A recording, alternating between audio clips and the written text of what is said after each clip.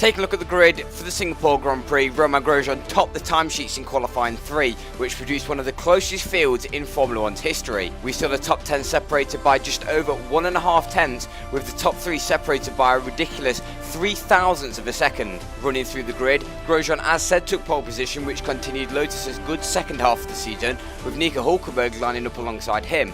Lewis Hamilton had to settle for third, with an incredible qualifying session from Sainz, who took fourth. Felipe Nasr took fifth, with an astonished Vettel in sixth, who was mind-boggled at the fact that he was down in his sixth position, half a tenth off the pace. Fernando Alonso wrestled his Honda to snatch seventh, with a severely disappointed Rosberg in eighth. Verstappen and Ricciardo round out the top 10 for the strangest qualifying in Formula 1's history. Can Grosjean lead from the front to take a surprise win, or can anyone else challenge him in the longest Grand Prix on the calendar? Next up, it's the Singapore Grand Prix.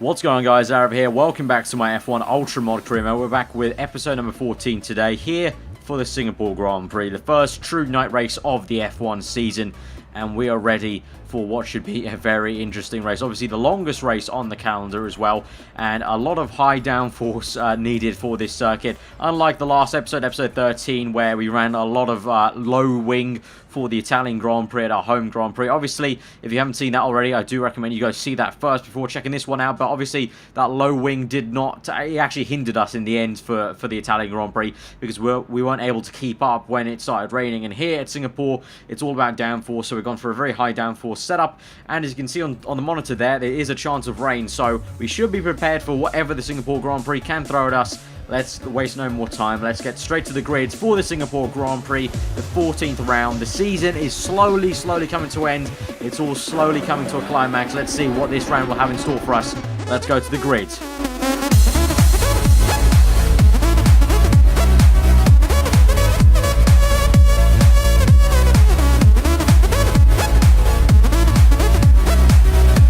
Right, here we are on the grid for the Singapore Grand Prix, 61 laps ahead of us. We're in P20 as usual, and we rev towards those 5 red lights for the 14th round of this season. We are off here for the Singapore Grand Prix, and we head towards that tight, twisting turn 1 and then 2. We have to watch out with realistic damage as usual, but as we go into turn 1, you can see there on the right-hand side, Bottas there with the prime tyres on, the soft tyres. So both Williams having a poor qualifying, so maybe they're trying a bit of a contra strategy there. We'll have to see how that pans out really, but they're going to go longer on this first stint indefinitely. But now as we go into this next section, just onto the back straight, you can see the Sauber there of Ericsson going very slow. We can see Maldonado trying to overtake the Toro Rosso there, Max Verstappen, who's also on the back of his sister teammate, I think that is Kvyat in the Red Bull. We tried to go around the outside of Maldonado. I have to watch out a little bit because I am a bit wary that they are trying to break around the outside of me.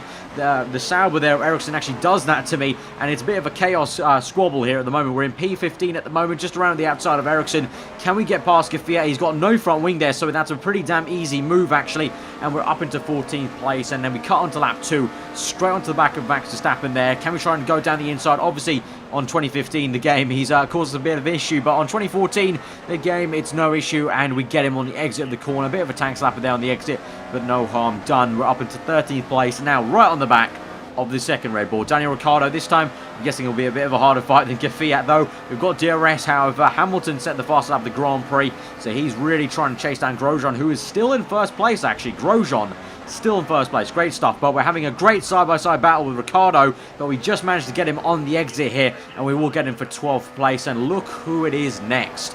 Nico Rosberg, 12th place, 11th place, I should say. We're in 12th place. Nico Rosberg in 11th place, and he's squabbling with my teammate Sebastian Vettel. So these two really poor qualifying, especially Rosberg and Vettel compared to how Hamilton did, and Rosberg getting squeezed out there. Really shocking exit off that corner, and we managed to get him so easily for P11, and also at the same time Ricciardo has got him, so we've got a car gap between him. So Rosberg's probably going to be fuming inside that helmet of his. Really, he didn't put up any sort of fight. He just had a huge lack of traction on the exit there. And on to lap 5, we make contact with Sergio Perez as my teammate, getting a little bit, frustrated with him. He's made the move on Perez, but not really left us too much room there to do anything with him. And he's also just held us up a little bit. Obviously I'm fighting Rosberg. I've overtaken Rosberg, but I would love to get a bit more of a gap and actually get into the points now, because obviously I'm 9 points behind Rosberg. I think 9, or at least some part behind him. And now we're getting held up an absolute treat by our teammate there, who's lost a position to Perez. And now there's an absolute clusterfuck. Look at it. There's like 5-6 cars within 2 corners here at Singapore, and that is all just due to a bit of a car park with this car, Carlos Sainz, who's lost his front wing. But inevitably Vettel held me up a little bit, and now Perez has mugged him as well, so Perez has got him back, so that's a little bit annoying. Obviously I want to try and get more points on Rosberg, exactly at least 9 or more, because that would be great for me to try and re-overtake him in the championship. But now that doesn't look as likely. Safety car has been deployed, so the race has been neutralized. I'm going to guess that's probably for Sainz. So we're into 10th place now. 1 point, 1 championship point is ours for now. We're on lap 7 now. 2 laps later, the safety car is in this lap. Rosberg is behind us in 12th place. Ericsson is the little gap between us, 11th there. So 1 point. I'm trying to aim for a few more. Obviously 9 to be exact. 9 or more will do it to try and get the lead back in the championship. And still, lap 8, Grosjean there, you can see in the top left, is still leading the Grand Prix. Absolutely fantastic performance for him. I don't know how on earth he's managing to pull that off, but Grosjean is doing the business right now. We got into lap 8, in the middle of lap 8, right behind Vettel, who again is struggling to get past the Force India ahead of him. And I'm just thinking, maybe if he let me pass, I could try and overtake, Perez and also Hulkenberg, and we've lost our front wing.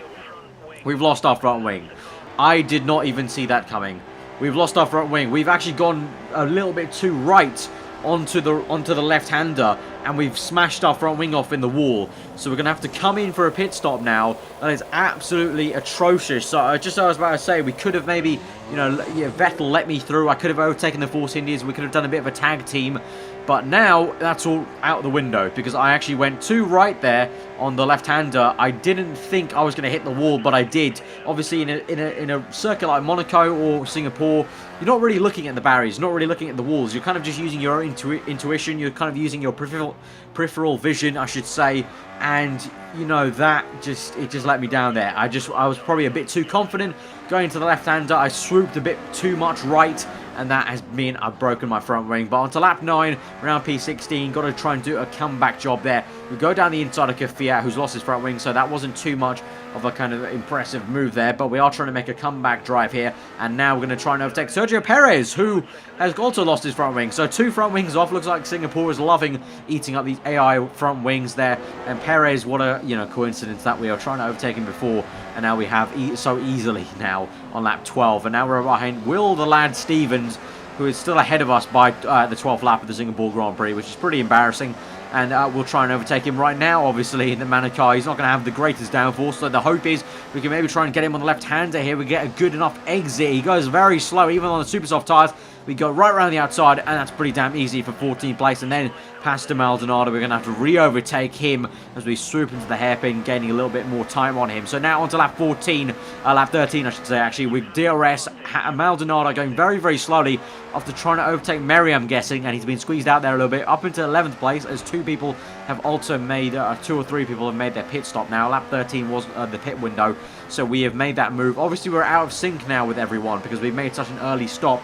The pit stop range was about lap 13 to 14, and we've already gone on to that. So we're very, very out of sync with the entire grid. We won't know where we are until the end of the Grand Prix. We're up into the 10th place now. Easy move on Rossi there. Obviously, the straight line speed of the Ferrari, the Works Ferrari engine will obviously overpower the Manukar. So now on to lap 15. You can see Nico Rosberg entering the pits now, and Hulkenberg going very, very slowly. We'll get him on the exit. He's on the prime tyres, but I think he might have got held up by Nico Rosberg there. So can we make a move down the inside? A little bold move. We try and squeeze him out, and we have done so. But he's going to maybe try around the outside. No use. We have got him, and we're up into 8th place there, just behind Jenson Button. But Rosberg comes into the pits now, so he is behind us, and he's behind us, and we crashed our front wing. So that makes me believe that maybe Rosberg and Hulkenberg got in some sort of incident there. But on to lap 16, we'll have to find out later, I guess. We're on to lap 16, right behind Jenson Button, trying to close him up. We're gaining, and we're kind of placing ourselves ready for maybe a move down the inside of the hairpin. We go for it. We dive down the inside.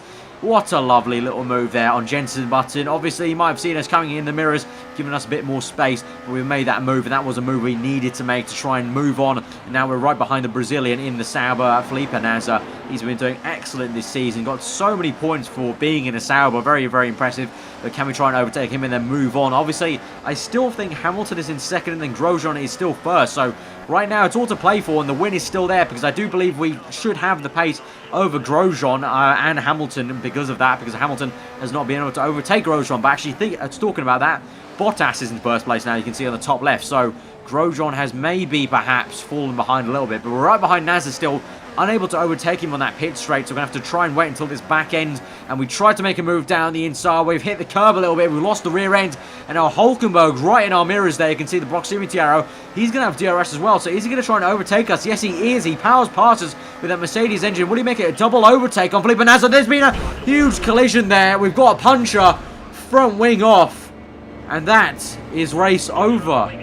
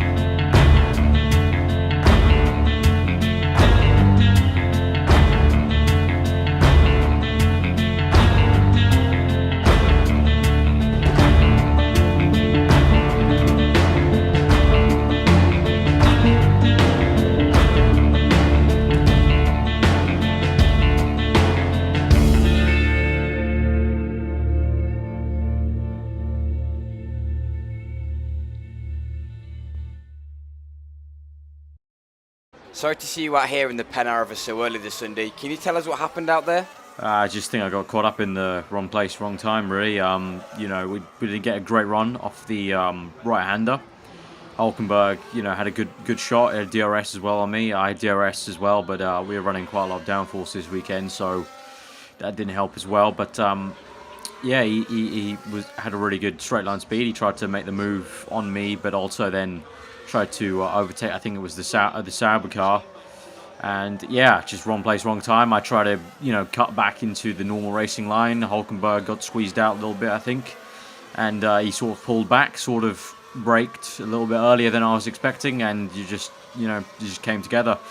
So unfortunate way to end the Grand Prix. It was going pretty well. I mean, we had the pace to, you know, be ahead of Nico Rosberg, the Mercedes. So, you know, it was looking good for the championship. But unfortunately, you know, things like this happen, you know. And your teammate also bowed out of the Grand Prix early. What do you guys do as a team to recover from this? Yeah, I mean, yeah, we've had some really poor luck in the recent races. You know, Sebastian's been taken out or, you know, has had to retire for, you know, multiple different issues that I can't go into over the last few races.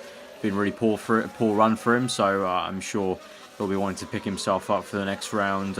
Myself, obviously, I've been a bit inconsistent over the last 5 races. I guess as a team, we're just looking for some consistency finally. I think we're getting very, very unlucky right now. I think a lot of it's not all our fault, and you know, you've got to look in hindsight. The Mercedes have probably had the same sort of luck at the beginning of the season, so you know, it had to come our way eventually. We're just getting it quite rough at the moment, the end of the season instead of the beginning, which, you know, puts a bit more pressure on us. But you know, we just go racing, and we'll be hoping to come back and bounce back really hard at Japan next race. And I think we're going to be aiming for very high points, both of us, that race, and coming back in, you know, constructors and the drivers for ourselves in the fight.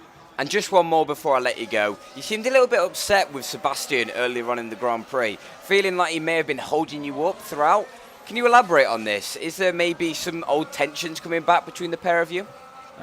You know, you say things, you know, in the moment over team radio, and obviously you you aren't, completely thinking about that it'll be broadcast. So obviously you might have heard some of that. Just simply I overtook Rosberg in the Mercedes, so my job was done in that sense of overtaking him, but I wanted to build a gap obviously and actually gain a few more points on him to try and overtake him in the championship. And obviously I know Sebastian is in his own fight with Hamilton, and he wants to try and re-overtake Hamilton for that third spot and eventually take second, and he wants to try and get back up there. But obviously I'm in the championship fight at the moment with Nico, and it would have been great if I could get past a bit easier and to get more points. Then I could try and overtake the cars ahead of him. So I felt in that way it was a bit undermining what I was trying to do, but obviously I respect that he's got his own title, championship fight in hand. He wants to try and secure the best position he can. I don't think there's any tensions between us. We have quite a good working relationship, especially the last few races when we were trying to sort out the inconsistencies. We've worked well in that department. From last season, obviously, we said it's a clean slate at the beginning of this season, so we've forgotten about everything that's happened before. I don't think there's anything to really discuss too much. Just kind of, that's racing, really. You always want to try and beat your teammate. You're always frustrated when your strategy gets halted up a little bit. Okay, thanks for your time as usual. All right, cheers.